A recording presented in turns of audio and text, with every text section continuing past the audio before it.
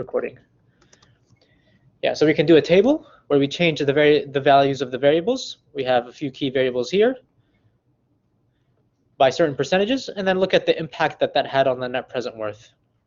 Every cell in this table is a net present worth, right, which is written here, and then I can convert that into a graph, which is what you see here. And we said the slope of the graph, the slope of the line in the graph, tells us how sensitive something is, how sensitive the net present worth is to changes in a particular variable, right? So here you say that the net present worth is very sensitive to the unit price because the slope is very steep, meaning a small change in the x values will result in a relatively large change in the y value, which is the net present worth value. And here you see it's not very sensitive. These lines are almost flat. I mean, this is kind of subjective here, unfortunately. Demand is fairly sensitive, right? And here also the slope is negative, but it's still sensitive. The net present worth is sensitive to changes in the variable cost. And I think we finished this example, right, with the different types of fuel, and this is where we stopped. And so I'll continue from here. We have like 8 slides left, I think. So break-even analysis is kind of a subset of sensitivity analysis. I mean, you can think of it as its own type of analysis, or you can think of it as a subset or a subcategory of sensitivity analysis. So in some cases, management will like the following. I mean, I look at this table here. Sorry, I'm going to go back to this table. And I notice that, for example, for unit price, in the base case, I have a very nice positive net present worth. And remember, these are all in thousands. So this is really 11 million. You multiply it by 1,000. If I change the unit price by 5%, all of a sudden I have a negative net present worth, right? That's what's indicated by the parentheses here. So somewhere in between, I had exactly a 0 net present worth. And management might ask, well, give me a zubda, right? What price is going to cause my net present worth to be 0 so that if I go below it, it's going to be negative, and if I stay above it, it's going to be positive? Maybe I don't want this information in a table, or maybe I do, but I want this additional piece of information, like what is the value that makes net present worth 0, which clearly is a percentage that's somewhere between 0 and negative 5%, a decrease by 5%, right? And so that's something we can do, right? That's an additional piece of information that we can give management. And in fact, what's useful here, like to do this, is to use goal-seek in Excel, which we had way back in the first homework. And it's very useful to find solutions to situations like these or equations like these. So again, we identify the value of a variable that causes the project to exactly break even, meaning the net present worth is 0.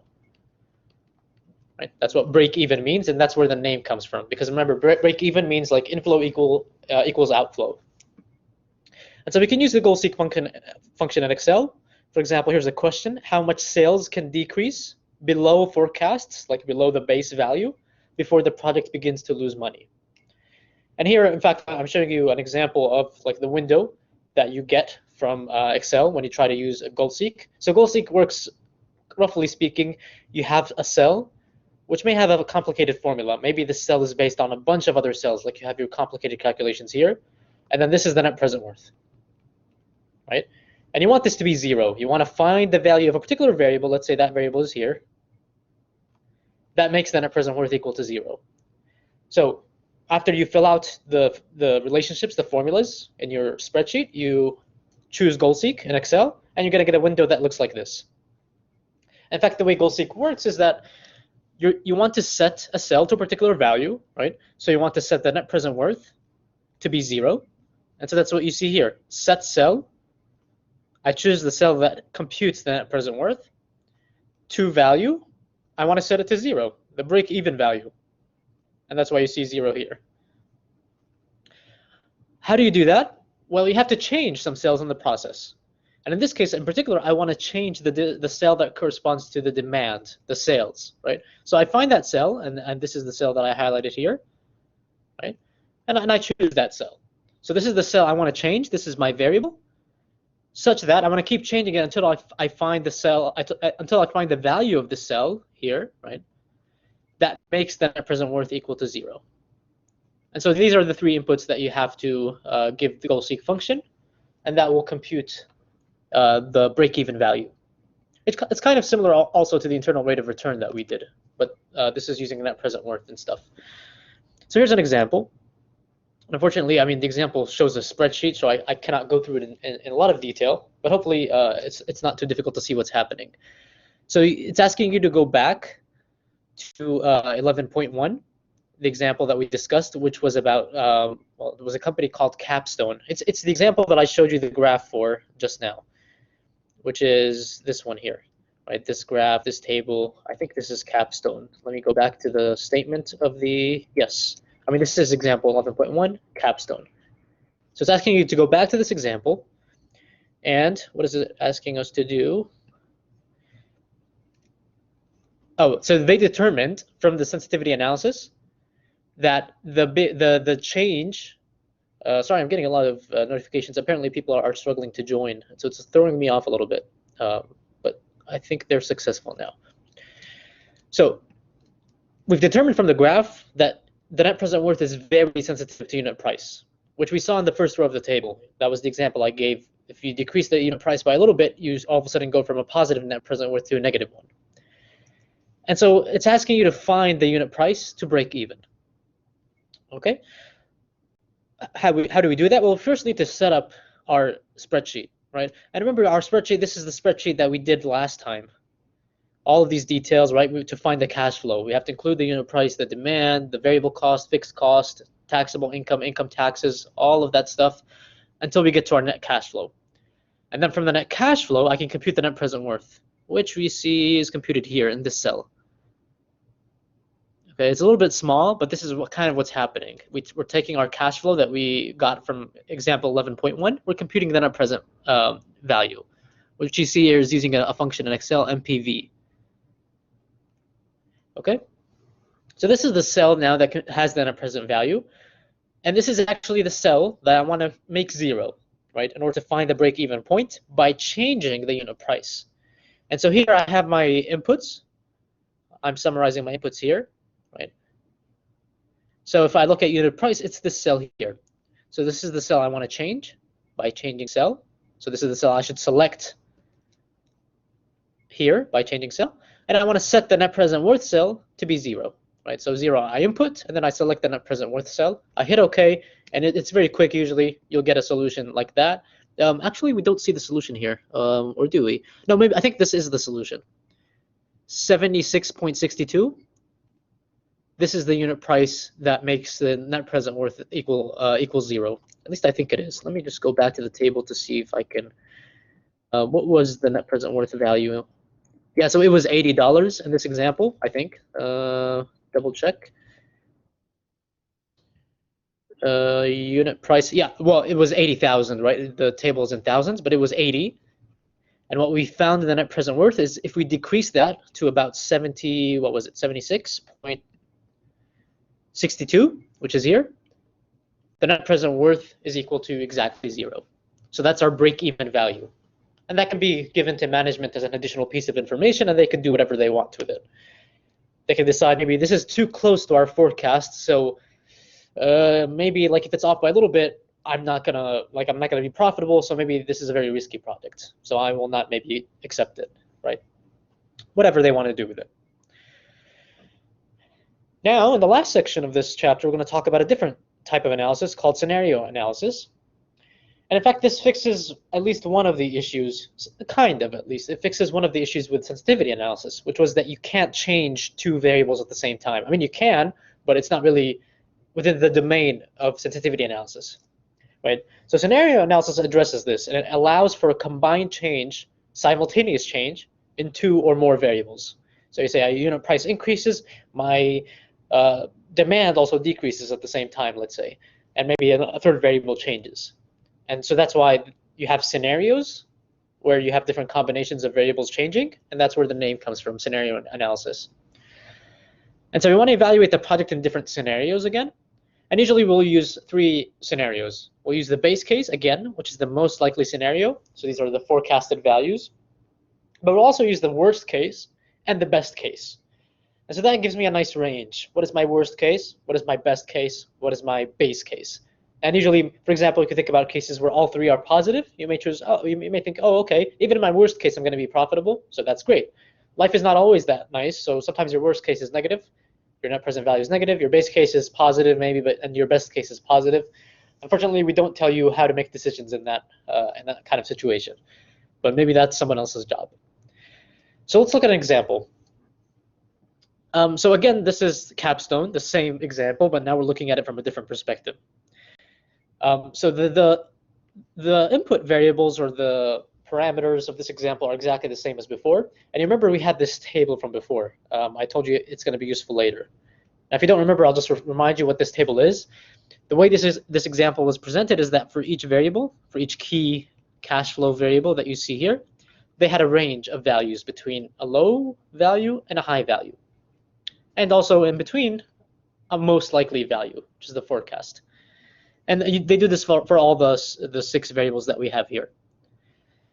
If I want to do scenario analysis, what I need to do is I need to transform this table into something that shows the best case, the worst case, and the most likely case, okay? Or the most likely scenario. Now you notice here that this is just arranged from small to large, but it's not always the case that small is the worst case, right? You can think about, for example, cost. Obviously, a higher cost is much worse than a low cost. So I should include my high cost value in the worst case, right? Unit price, obviously, this should be in the worst case. I should have used a different color here, maybe. Okay, so you just need to look at these values, think about what they mean, right? Salvage value is income, so obviously lower is worse. Cost is a cost, right? The variable cost, so obviously higher is worse. And then you can construct a table that looks like this. And so here we have our worst case scenario, our most likely scenario, our best case scenario. This is the base case, this middle one, but this is the best case. And you see here, so now my cost, worst case is a high value, right? Also fixed cost, same thing. But unit price, it's the opposite because lower values are obviously worse. And so I arrange the values according to what is worse and what is worst and what is best, and I get this table. And now I can do my analysis. I can compute the net present worth for this worst case. I can compute the net present worth also for the most likely scenario and for the best case scenario. And in fact, you see here, I mean, it's kind of written, and I'll show you the spreadsheet in the next slide.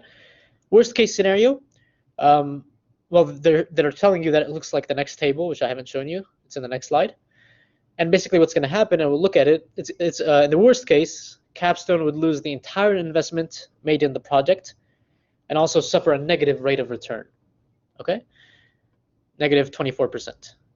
So you see that here. So here, I mean, they're just plugging in the values. This is one of the issues with this chapter. I'll have to see what the examples look like actually in exams and stuff, because, I mean, we use spreadsheets a lot in this chapter. So here, if I plug in the worst case values, right, for the unit price, for the unit variable cost, etc., for the fixed cost as well, plug that in my spreadsheet, notice that my net present worth is negative now. So it's not really a profitable investment. Okay, I can do the same thing for the best case, right? I just have to change the values in my spreadsheet to the best case. If I do that, well, it's equivalent to a 67 rate of return, a 67% IRR. It's also equivalent to a positive net present worth, which you see here. So the net present value is now positive. And you can see that the IRR is also a nice positive number, 67%. I mean, it really depends on the MAR, whether or not it is profitable, but at least, I mean, it's not negative, right? Which is good. Okay, so that's how you do scenario analysis. That's pretty much it, right? You just pick your scenarios, worst case, best case, most likely, plug in the numbers, see what the net present value is. And again, you're going to get some values. Unfortunately, this is where this chapter ends. It doesn't tell you, again, what to do with these numbers. But as I said, maybe that's someone else's job. And so I include here, or included in the slide, are a bunch of templates, I guess, for the computations that you may need. Not sure why they're included, but I haven't really looked at like questions either from past homeworks or past exams to see if you maybe need to use something like this. In homeworks, maybe it is. You can use something like this, right? You can either print it out and fill it in, or use Excel. In exams, I'm actually not sure what type of questions there will be on this chapter because of the spreadsheet issue. Maybe it will give you very tiny examples that you can do by hand. I don't know. Okay, so I'll cross that bridge when I get to it, when I look at homework problems, and you'll see like there is going to be homework most likely on this chapter. combined with chapter 12, and so you'll see what type of questions you should expect. But this basically is exactly what we've been doing. It's just giving you a nice empty template. And this is kind of the same, although I'm not sure what the inflation rate is here. Maybe it's just the growth rate, right? If there is, right, if in year 0, or let's say in year 1, the labor cost is X, then in year 2, you're going to use this percentage to inflate the labor cost, right? Multiply it by 1.05. Okay, so this is maybe what this is.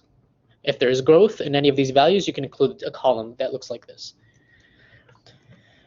And that's the end of this chapter. A very straightforward chapter, I hope. Very easy concepts, nothing too complicated. Just about what to do if you have uncertainty.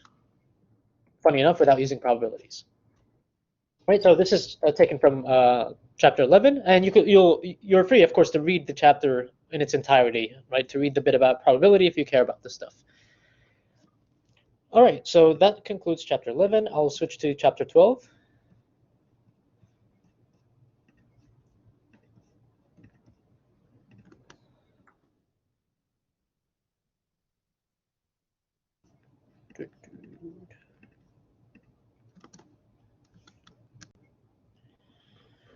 Okay, so this is our final chapter of this course. We're finally there. This chapter, it actually is kind of short as well. There are only like 40-something slides compared to 60, which is our usual. That's why I'm hoping we'll finish this in 2 lectures. This chapter is about replacement decisions. So this is a little bit different from chapters 9 and 9 and 11, right? Because those are about how you come up with cash flows and how you analyze cash flows when there's uncertainty. This one is a little bit of a different topic altogether. But it is not something very new, because we've seen this before, actually.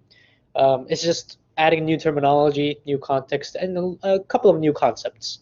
But it really is about how to make decisions about whether or not you want to replace a machine now.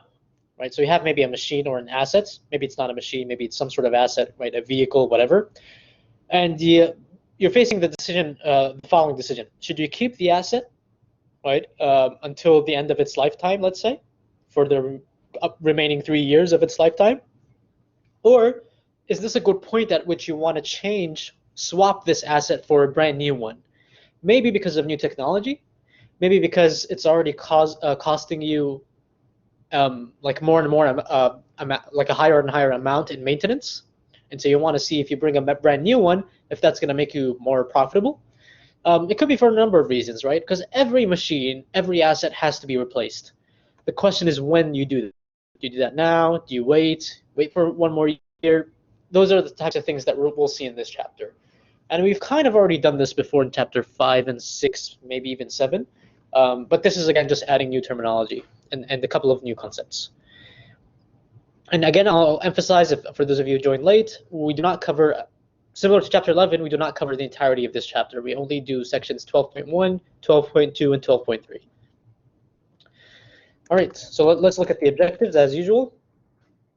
We want to recognize the new terminology related to replacement analysis, right?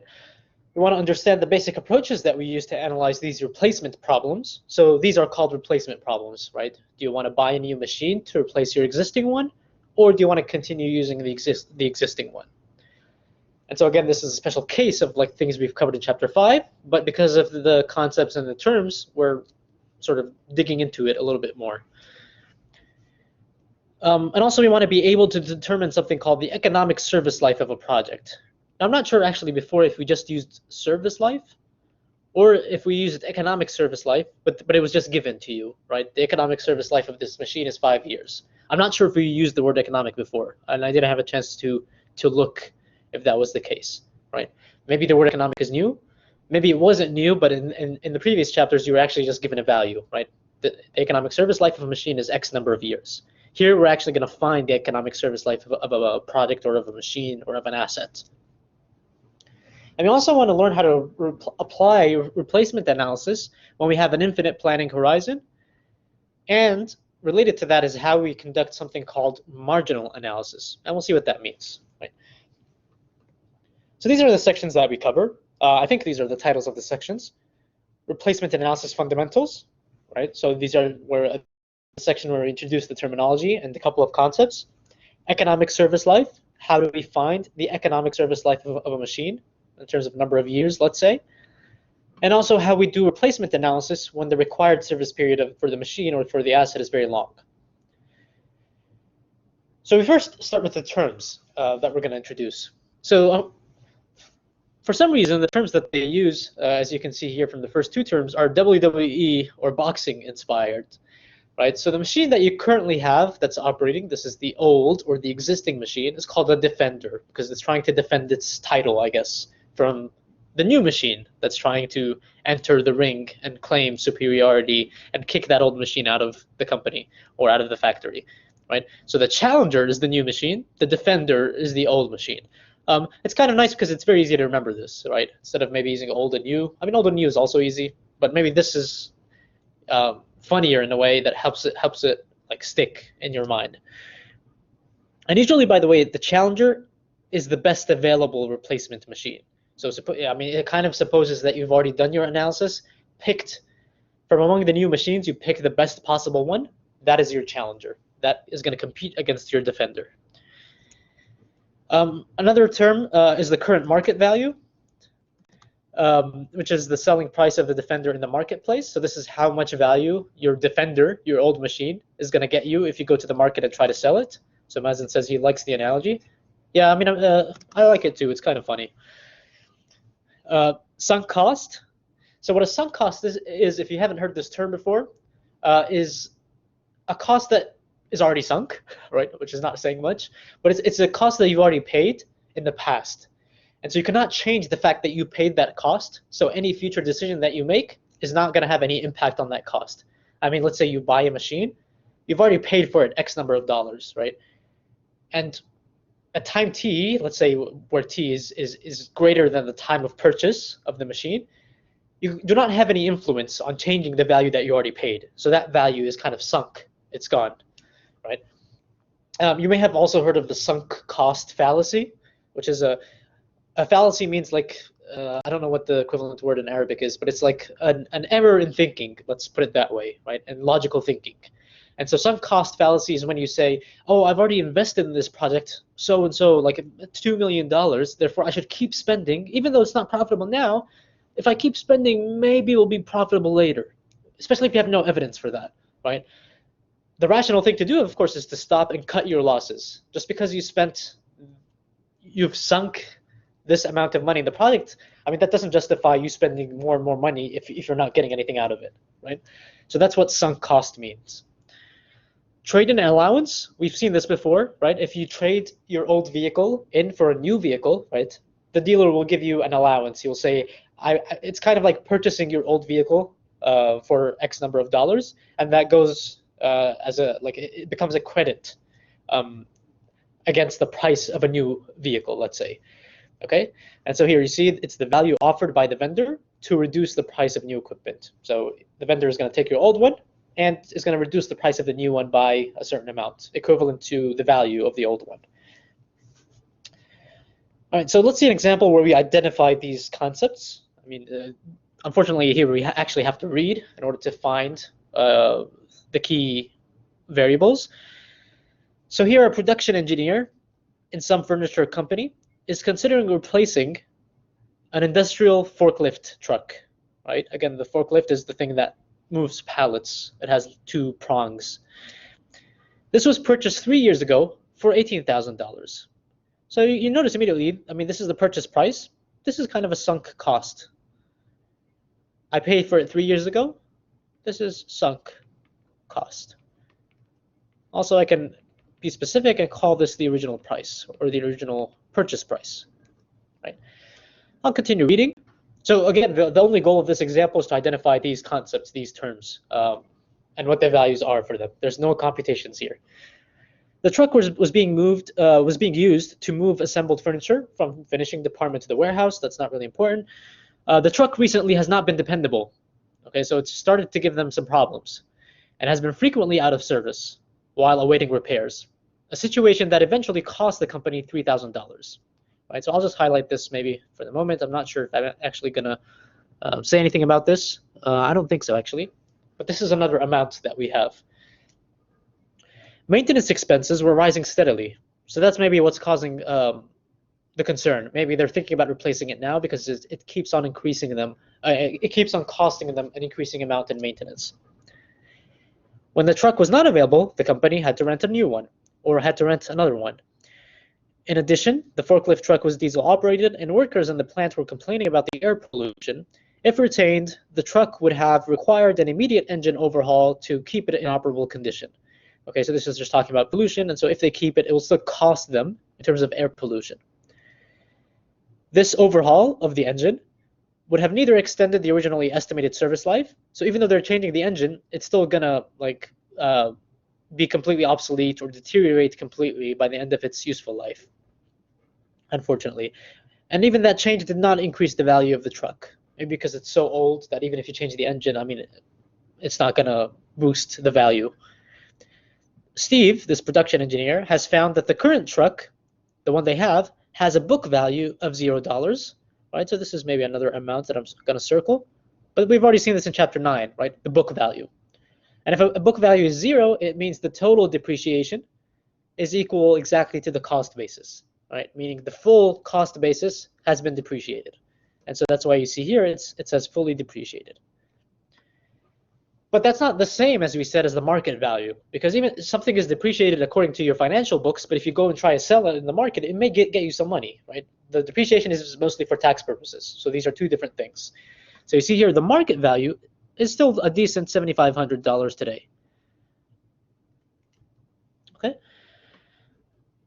He's considering an electric forklift truck as a replacement, which will eliminate the air pollution problem entirely, because it won't be diesel operated anymore. It's going to be electricity or electric.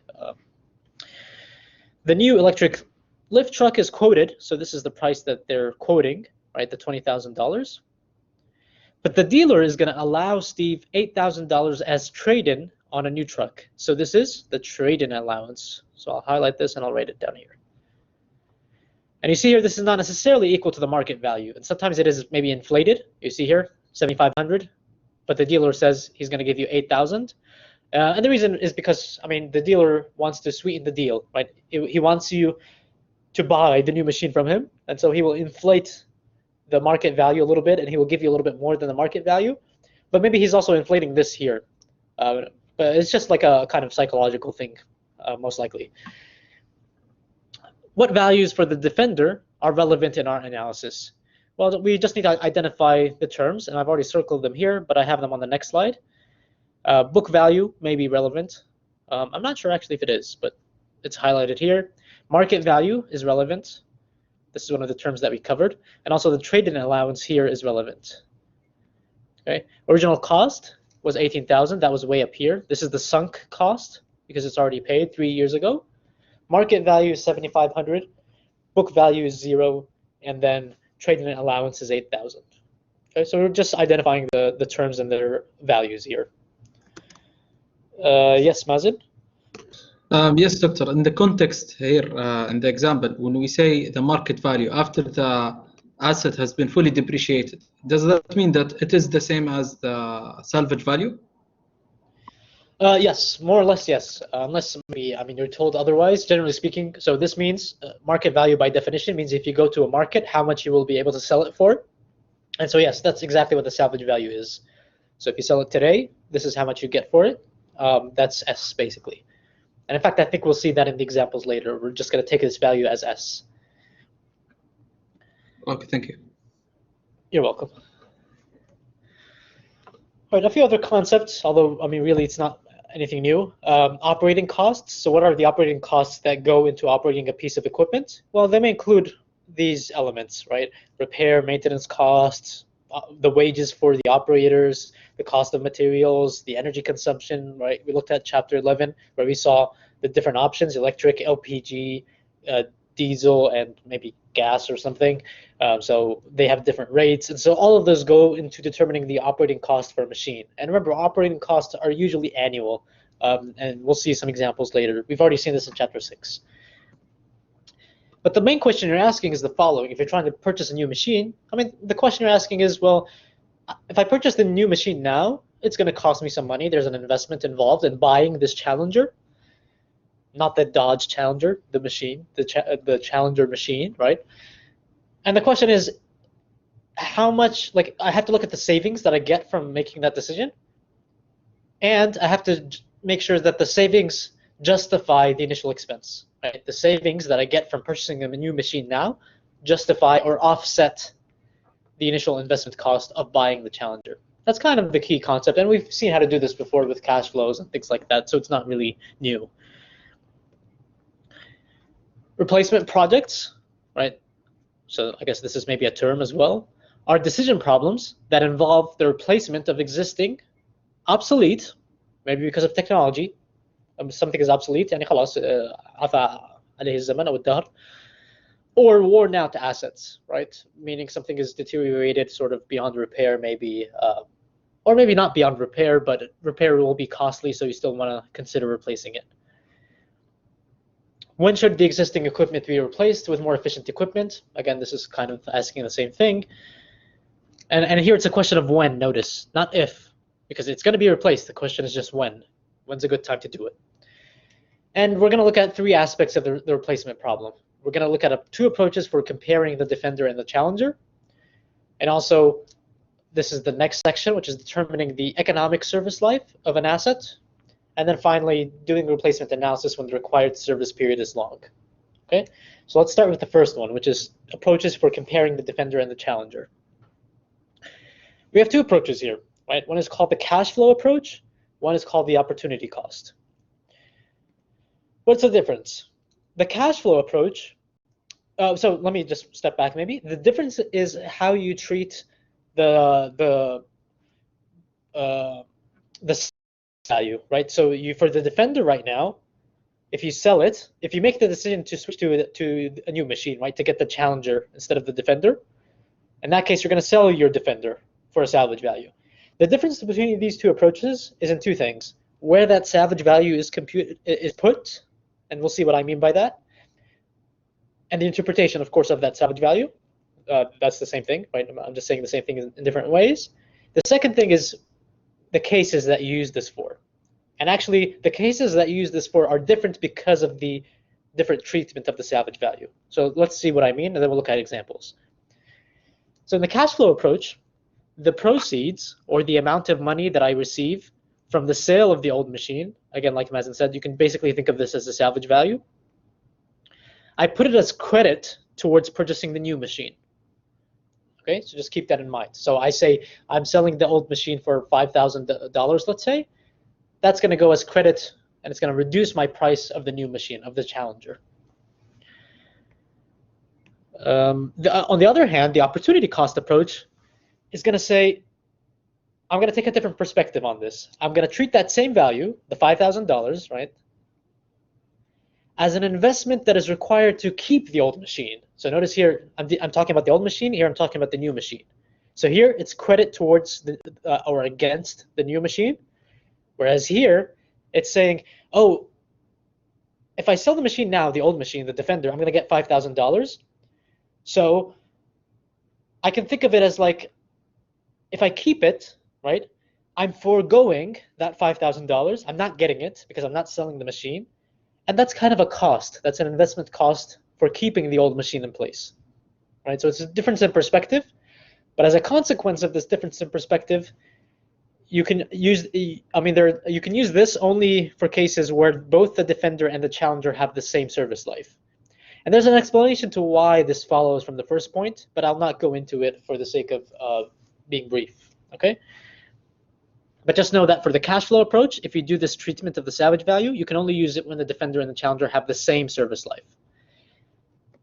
If they don't have the same service life, and in fact, maybe that's probably the case most of the time. If you think about it, the old machine maybe has 3 more years left, let's say, as you'll see in an example, but the new machine is brand new, so maybe it lasts you 6, 7 years. And so these do not have the same service life, unfortunately. So this approach is the one that is more commonly used when we do replacement analysis. So let's see an example on both. I think it's one example, but we're going to look at the different perspectives. So there's a company here that is considering purchasing an equipment that uses advanced technology to lower production cost in a product line or in a production line. At the end of the third year from today, so 3 years from now, management will shut down the production line and liquidate all the remaining assets. So liquidate, I hope you know what this means. Basically, I mean, you could think about it as selling all your assets, right? Liquidate, siyula, right? Getting siyula for all of your assets, which means selling them, getting cash instead. The project, so if they were to, so basically, again, so after 3 years, they're going to shut it down completely. But the question is, should they replace the equipment today for the remaining 3 years, or should they keep the one that's currently in place? Okay. If they do the change, the project is going to require an investment of $500,000 in plant upgrades and equipment, and an additional $30,000 in working capital, which I'm not sure what the technical definition of working capital is, but I mean, for us, it's just an expense. Right, this is a cost. But this cost will be recovered in full at the end of year 3. Okay, so if they make the change, they're going to have to pay $30,000 today, but after the end of 3 years, they're going to get that money back. The new equipment is going to reduce labor and raw material usage, so there's going to be some savings from the new equipment. And so consequently, it's going to cut operating costs from 9 million to 8.85 million. Okay, so there's some savings here from switching to the new machine. The new equipment, if they decide to go with it, can be sold for a salvage value, right?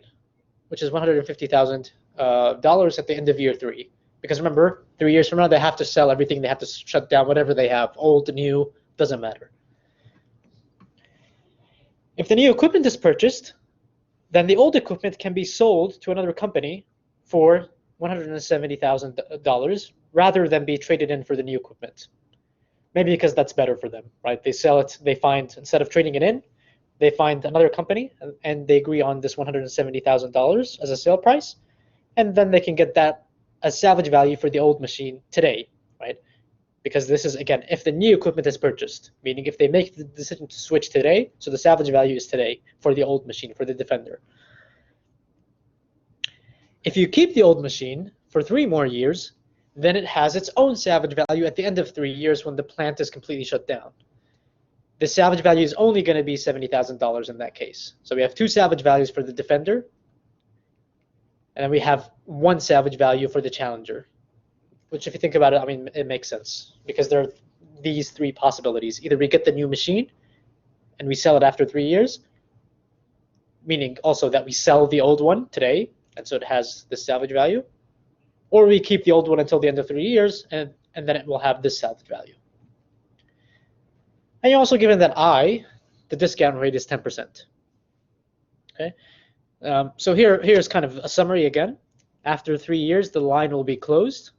It requires an investment of this much to make the change, and also this amount.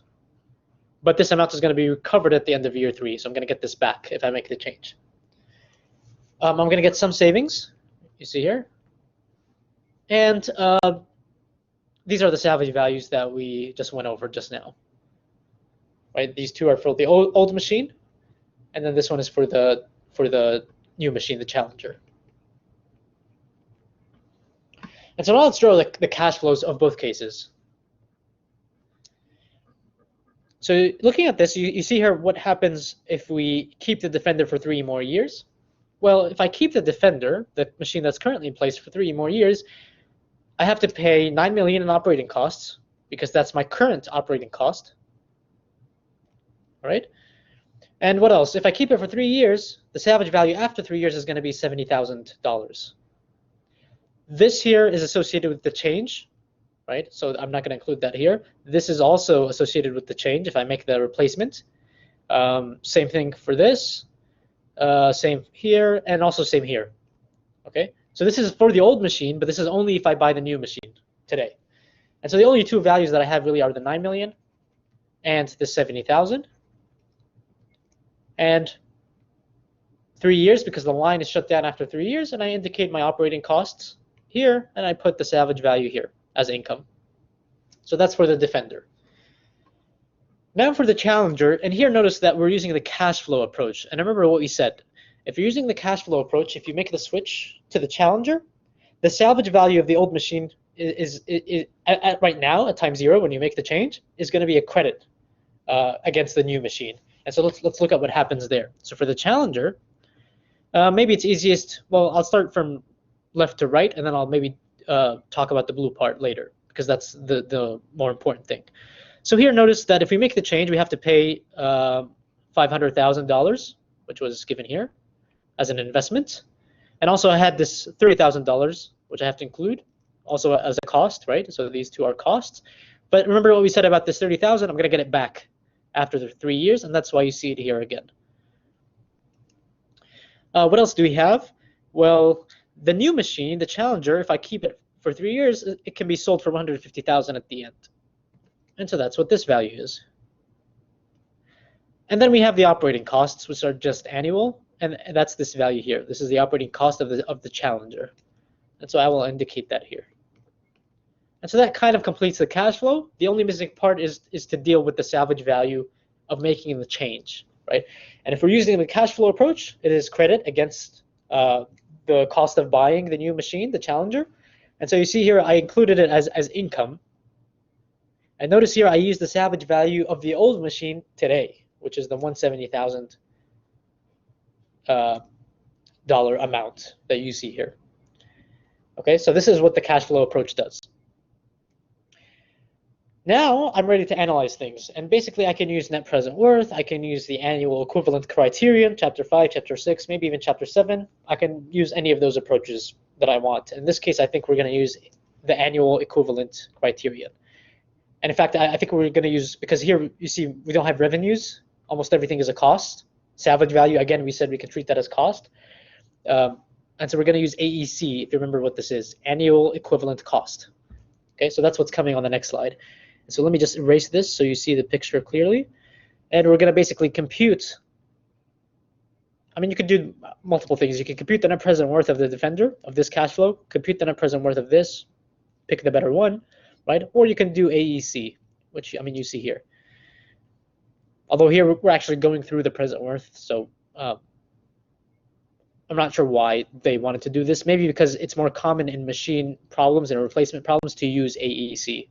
I think, yeah, maybe that's the case, because there are going to be some benefits that we will see later for using AEC. But this is just an exercise that we've already seen many times, right? Computing the present worth of this left-hand side to cash flow, right? We have the $9 million right over 3 years, so I need to find the present worth for it. And then I have the $70,000. I need to move that back 3 time periods. So I'll find P given F. And this is my present worth. Then I can convert that into an AEC, an annual equivalent cost, just by multiplying it by the appropriate factor, which is A given P, right, over 3 years.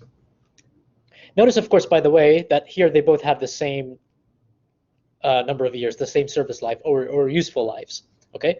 So that's why we can use the cash flow approach. All right, so this is the annual equivalent worth, the annual equivalent cost, sorry, at 10%. For the defender, for the old machine. So this came from the left cash flow. From the right cash flow, I can do the same sort of thing, except I have a little bit more to do maybe, because, well, so notice here I have to add these two values, right, and then subtract this value from it, because I want it as a cost. So that's why this is my positive, this is my negative. I want the arrow to point down in the end. And then I have to convert the operating cost into present value, and also convert the salvage value plus the, so basically these two, the 30,000 that we're covering plus the salvage value, we need to convert that into present value. And this is what I get, okay? I notice here, of course, that the Challenger has a better net present worth. If you look at it, I mean, it has a higher, let me just erase this so you can see this value here compared to this value. So even from here, you can already conclude, because, I mean, this number is going to be the same as this number, so it's not going to change anything. So you can already conclude here that the Challenger is better because of net present worth. But if you want to compute the annual equivalent cost, again, you can just take the net present worth of the Challenger, convert it into an annual form, right? And you get this value here. And now, because these are costs, I want to choose the one that is cheaper for me. And obviously, this is cheaper. Not by much, but still, I mean, it is cheaper. It is less than the value that we see here, because these are costs. And so therefore, the annual difference of this amount, right, this is the difference between the two values, is in favor of the challenger, so the replacement should be made now. Now let's look at this example from the opportunity cost perspective or approach. And here, most of the cash flow is the same. You see, the black part did not change at all, right? Except this blue part that was here disappeared because of the different perspective now. So in the opportunity cost approach, remember what I said? I said the salvage value that you get from selling your Defender today is actually, you can think about it as a cost that you pay to keep the Defender for the extra 3 years in this case. So that's what's written here. So the sales proceeds from selling the Defender is viewed or are viewed as an opportunity cost of keeping the asset, because that's the amount you're foregoing, you're not getting because you're not selling it. So you just treat it as a cost. And so that's why you see now I've moved the blue part from here and put it here as a cost. Same amount, but now it's a little bit different. But I can compute the present values and the AECs in exactly the same way, right? Except now I have slightly different cash flows. And I do that, right? I compute the present value, I compute the AEC for the Defender, I compute the present value or the present worth for the challenger, and then I compute the AEC for the challenger. My conclusion did not change. And actually, if you think about it, it shouldn't change in this case because it's the same amount. I'm kind of like, it's just, I'm adding and subtracting the same amount. Like here, I'm adding 170,000 to the present worth. Here, I'm subtracting 170,000 from this guy from the net present worth. Okay, so if you think about it, like in this case, at least, the decision should be the same because the net present worth is not gonna, like, you look at this value here. I think if you add just 170,000 to this value, you're gonna get the present worth that we've seen here, right? So you're basically shifting everything by 170,000 K, if you think about it, and for that reason, the decision will not change. Which one is better is not going to change because you're shifting both by the same amount. So I'll leave that for you to think about. At least in this case, that's why they're consistent. I'm not sure if that's always the case, but in this case, that's the explanation behind both approaches giving you the same answer. All right, so that's section 1 actually done. Now we're going to move on to section 2, which is about the economic service life. And so what is the economic service life? So the economic service life is the remaining useful life of an asset that results, this is key, in the minimum annual equivalent cost. So this is a little bit kind of a strange definition. So basically, the economic service life can be 1, 2, 3, 4, 5 years, let's say. You have to, the number that you pick, whether it's 2 years, 3 years, 4 years, has to be the number that gives you the minimum annual equivalent cost. And we'll see some examples on that. Why do we need it? Well, we should use the respective economic service lives of the Defender and the Challenger when we conduct our replacement analysis. So we have to use the economic service life of the Defender, and we have to use the economic service life of the Challenger. They may be the same, as we've seen here, right? I mean, here in this case, because we're shutting everything down at the end of 3 years, so they happen to be the same. But maybe not necessarily, right? As I said, usually newer machines are going to last you longer. And so we just need to determine the economic service lives. And remember this from chapter 6. The annual equivalent cost has 2 components. It has a capital cost, which is the cost of owning a machine, right? You remember the formula that we gave for that? It was I minus S, A given P, right, IN plus IS. So that's for the capital costs. And we also have the annual operating costs. And this may be why it's always convenient for replacement problems to deal with AEC, because things with machines normally are given in terms of these 2 costs, and so it's always nice for easy conversion and easy comparison to use AEC. So as a reminder, the capital cost, the ownership cost, has 2 components: I, which is the initial investment in the machine, and S, the salvage value at the time of disposal. The initial investment for the Challenger is just its purchasing price, right? And that's kind of obvious. For the Defender, the opportunity cost, which is its current salvage value, its current market value, that's what we're going to treat as its initial investment, especially in the opportunity cost approach that we just covered. N is going to represent the length of time in years that the asset will be kept, right? I, again, is the initial investment. S sub N is the salvage value at the end of N years. So you have S sub 1, maybe, salvage value at the end of year 1, and maybe this decreases with time as you own the machine for longer and longer periods. The operating costs of an asset include operating and maintenance costs, labor costs, maintenance costs, and energy consumption costs. Remember, all of those 4 factors that go into determining the operating costs. Our objective is to find N star. So this N star is going to represent the economic service life. Economic service life, right? And so this N star minimizes the total AEC. Now remember, AEC consists of 2 components, so let me write down the formulae for those 2 components. So first I have my capital recovery cost, which is given by this formula here. So it's the same thing. I mean, if you remember how we derived it, we started from this, which is just I converted into annual, S converted into annual, but here, because S is going to be, Sn is going to be at the end, so it's A given F, not A given P, right? It looks like this, the cash flow.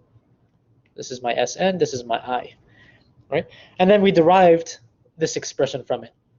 So these are saying the same thing, but usually the one we know by heart is this one, is the bottom one.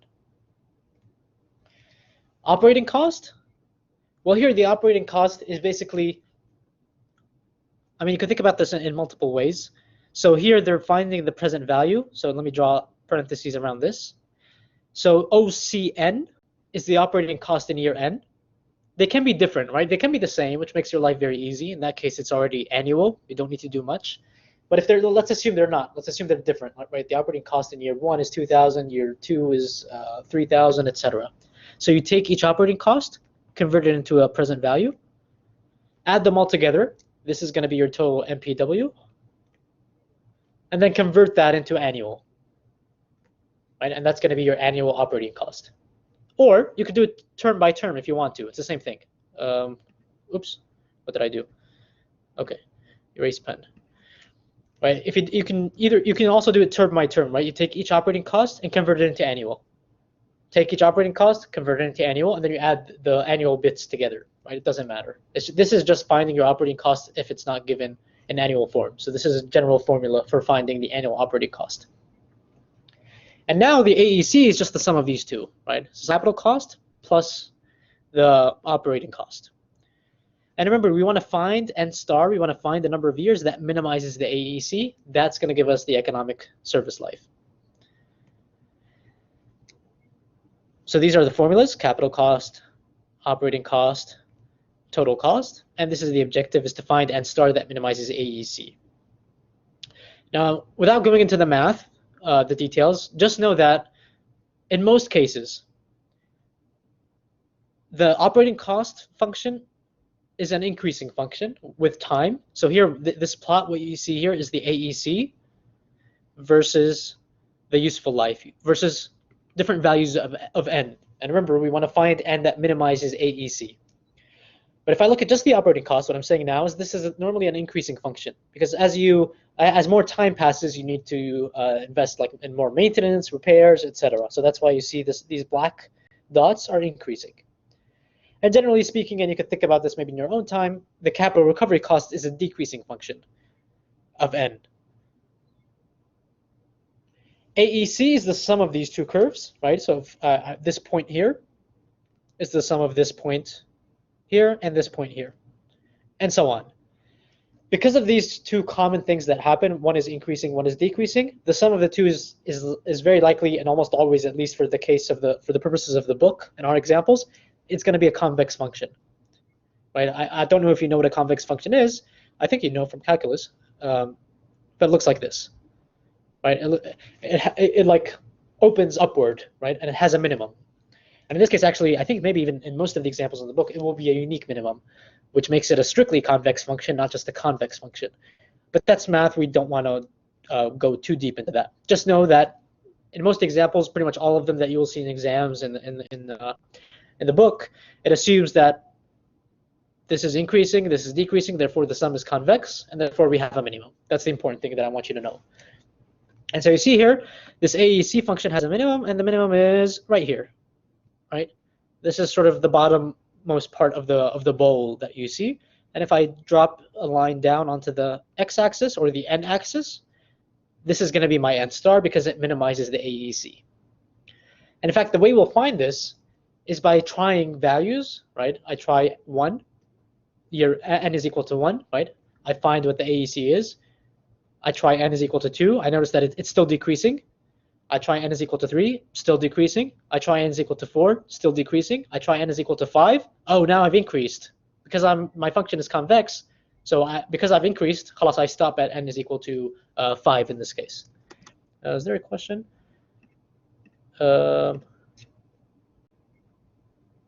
Yeah, pretty much. I mean, a parabola is maybe a little bit more technical because parabolas open in different directions. A convex function looks exactly like this, more or less. I mean, x squared is a convex function. There are a lot of definitions for convex functions depending on, like, in 2 dimensions, the second derivative is positive, I think.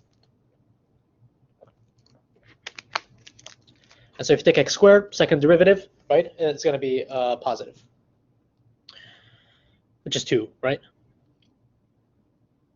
You don't need to know what a convex function is. Just know that you have a minimum, and you'll see in the examples you can do it without even knowing this stuff. I just like to give like sort of full explanations whenever I can.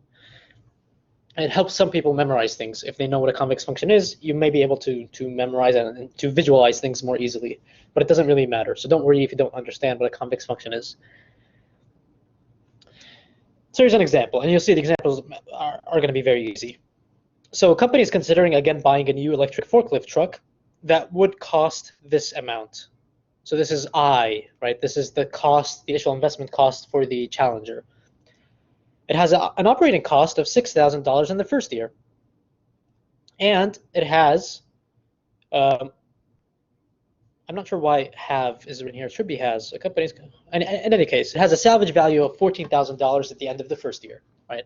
So both these values are at the end of the first year. So it's kind of assuming that you keep it 1 year. If you keep it for more than that, the operating costs are going to increase each year by 25%, which is natural. Again, we said increasing operating costs, that's kind of natural. The salvage value is going to decline each year by 30% from the previous year's salvage value, which again is also natural. The longer you keep something, the less value you will get for it if you try to sell it.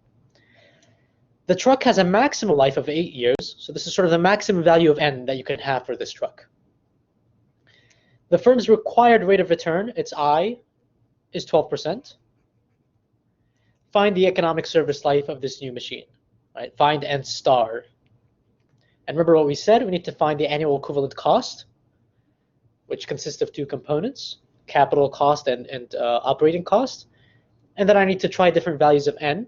Because it's convex, maybe you do need to know a little bit about convex functions, sorry. Because it goes down and then goes up, you'll see, I will keep going while it goes down, and then as soon as it goes up, I'll stop and I'll pick the last value that I've seen. I guess they used have because of the word would. Oh yeah, maybe you're right. Oh, Mushtaba is still stuck on have and has. Yeah, I think you're absolutely right. Thank you. But hopefully that didn't mean you were lost in the rest of the example.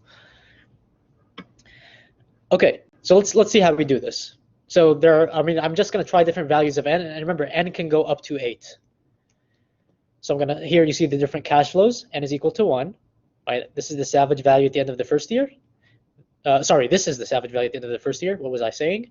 This is the operating cost for the first year, right?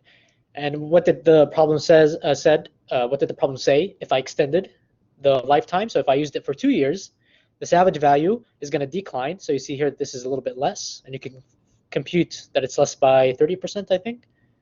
Yes. So you can just verify this, right? Whereas here, my operating costs increase by 25%, and that's why this value here is more than 6,000 by 25%. If I do it for 3 years, again, it's gonna keep decreasing for the case of the salvage value, and it's gonna keep increasing for the case of the operating cost. And here, as an example, this is the maximum when N is equal to 8. This is the sort of cash flow that you get. And now we're gonna do exactly what I said about trying different values of N, right? As long as it's decreasing, and then as soon as you increase, you stop and you pick the value that you were just at, and that's gonna be your minimum. Right? And Excel makes this easy, but we're going to go through it in detail, like step by step. So here I'm trying N is equal to 1. So if N is equal to 1, this is going to be my cash flow. right? This was the first cash flow that was on the previous slide. And here I can compute the AEC very easily, right? I just need to move these two payments back to time 0, right? Add it with the 20,000 or subtract depending on, I mean, I want it to be a cost, right? So I want to subtract whatever I move from 20,000. Or I can also use the formulas, right? I can use the capital cost and the operating cost formulas if I want to. So it doesn't matter, as long as I find the present value, put it into annual, I'm going to get this value. And so these are just two different ways of doing it, I guess. Here it's more detailed. You're using the formula, which was I minus S. I mean, here it's the other version, but it's the same as using I minus S, you know, A given P, IN, plus IS. Right, which is also used here. If you could see, this is I, 20,000. S is 14,000, the savage value. Right, I'm converting it into annual, and then I'm adding the IS part. Right, so this is the capital recovery cost at 12%. Here, I mean, they're doing it step by step. Right, capital recovery, then the operating cost, then they're adding them together. But it's the same exact thing. Right, here they're adding OC, which is 6,000, the operating cost. And they both give you the same answer. Okay, so you can choose whatever one you like. I mean, they're pretty much the same. I'm not sure why they're written twice. In any case, you compute the AEC, you get a value, right? That value, what's important here is this value is 14,400. I keep going, right? N is equal to 2. I get this cash flow with the adjustments made to the salvage value for year 2 and to the operating cost also for year 2. I also compute the AEC in pretty much the same way. Here I can do them one by one, or I can take advantage of the fact that I have a geometric series down here, and I can be smart about how I do it. I mean, in this case, maybe you don't need to be smart because you only have like, what, 4 cash flows that you need to move, but you can do it either way, right? You can move them individually, one by one, or you can use the formula for the geometric series. In any case, I'll leave this to you since we're experts in this. You compute it, you find a less cost than we did before. So I keep going, right? Because I'm not yet at the bottom point of the curve. N is equal to 3. Same thing. This is the value that I find, right? You compute the AEC, you get 13,792, which is less than 13,9, right? 13,7 versus 13,9, so it's less. So I keep going. N is equal to 4. So here they don't show the cash flow, right? They jump straight to the last value here. And actually here you see that it has increased, right? So you went from 13.9 something, 13.7 something, 13.9 something again. So this is your minimum. Okay, assuming you have a unique minimum, which you can always assume this in these problems. So this is the table, sort of if you want to complete everything and do it in Excel by dragging cells, which it makes life very easy for you. These are the values that we found for 1, 2, 3, 4, and here they're completing the rest, and you see it keeps on increasing after it reaches the minimum, right? So the minimum here, so for 4, n is equal to 4, we found that it has increased. So we're here. So we go back to the previous one, which is n is equal to 3, and that's going to be our minimum, okay? Which is what you see here. N is equal to 3 is going to be the n star, and that's our economic service life, right? So very easy. Even if you don't know what a complex function is, whatever, I mean, the steps to do this is very easy. Excel makes it even easier, but even if you do it by hand, there's nothing super complicated here. So here, I mean, the meaning of this, it's saying if you purchase the asset, it is most economical to replace the asset every 3 years. But of course, you cannot make the decision to replace, like suppose I purchase the asset today, and I say I'm going to replace it every 3 years. Depending on the challengers that I have 3 years down the road, I have to make another decision. Like I can't just say I said already when I purchased it that it's economical or it's better for me to replace it every 3 years. And so when year 3 comes, I just replace it. I can't just do that, right? Because I have to look at what's available in the market. What sort of challengers do I have? Because maybe the challengers that I have are very, very expensive. And so maybe it's more economical to keep this machine for an additional year, which was not planned for, but because it's a function of what's available in the market. What sort of challengers do I have? So that's why you should keep this in mind. Like this is the meaning of economic service life, but in order to make a replacement decision, you have to evaluate almost from scratch. You have to look at يعني المعطيات اللي عندك في هذاك الوقت. Okay? And so this is showing you everything in Excel that we just did. And so I'll leave this to you. It's basically the exact same thing with the exact same numbers. And you see here, this is the minimum. But Excel is nice because it makes things very easy. You can put down the operating cost, right? And I can say that this is, what was it, 25% more. So I multiply by 1.25, right? And then just drag, and it will give me all the values. Same thing for the salvage value. I mean, I think it's included here, right? The minus 30%. And so it's included in the way the capital recovery cost is calculated, right? Etc. So, what is the difference between this and this? Oh, this is at 12%. So this is they're converting it into annual. Okay, never mind. Yeah. So this is the increase, right? The increasing values in the cash flow, and then when they convert it into annual, they get the operating cost at 12%. Okay, so I'll leave this to you. This is just doing exactly the same thing that we did before. Here's sort of the interpretation of what we were doing, kind of, right? And that is, if you replace the machine after 1 year, this is kind of the cash flow that you have. And you guys may remember this stuff from chapter 6, way back when we covered chapter 6, right? So I purchased the machine for 20,000, right? If n is equal to 1, right? I purchased the machine for 20,000, right? And then I'm going to sell it for salvage value, but at the same time I have to purchase the new machine. So that's why you see here there's another arrow for $20,000 going down. And you repeat this every single year because n is equal to 1. And I remember what we said, we could find the annual equivalent worth, or the annual equivalent cost, for this repeated cycle case by finding just the annual equivalent cost of a single cycle, right? So that $14,400 that we found for just a single cycle for this here, I'm trying my best to highlight just the first cycle. So if I find the AEC for this, which is 14,400, you see that here, that's going to be my annual equivalent cost for this repeated cycle, right? Because we said that when you have repeated cycles, the annual equivalent cost for the repeated cycles, right, for all the cycles, infinite, is the same as the annual equivalent cost for the single cycle. And so I can just take my 14,400 and just copy it all the way to infinity. So this is my replacement cycle, my infinite replacement cycle cost, if n is equal to 1. But if my cycle length is equal to 2, it's going to change slightly. And that value that we found, that 13,919 value, by the same logic, is sort of equivalent to the infinite 2-year replacement cycle, sort of repeated an infinite number of times. Okay, so you find the AEC just for this first cycle. It is equal, by what we know from chapter 6, to the AEC of the entire repeated thing.